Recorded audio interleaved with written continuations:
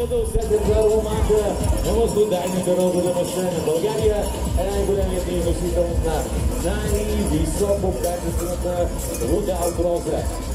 Източните и страните от арабския свят наистина подсикат нашата вода, защото смятат, че освен че е лековита и тя е източникът на живота и на младостта. А сега шумът продължава. Дами и господа, на най-розовия булевар в България да посрещнем и от безболен злото. Те са тук да отварят ръците за доброто безболен злото.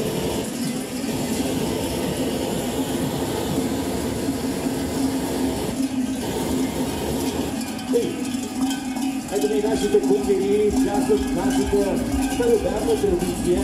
И да не забравяме, че кукерите водят своето начало, може би от последните на които сме, а именно на древните траки.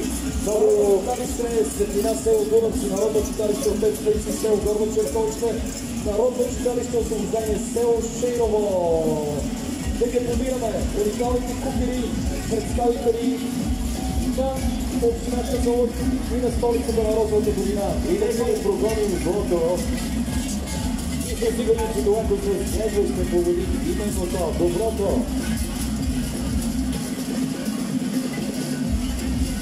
Уникални костюми на нашите кукери от Дунавци, Горно Черковище и село Шейрово.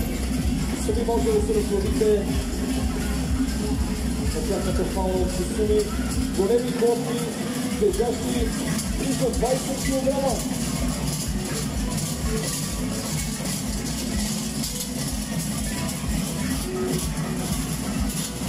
И още веднъж ще можете да започнете се до тях, да си помогнат да изгонете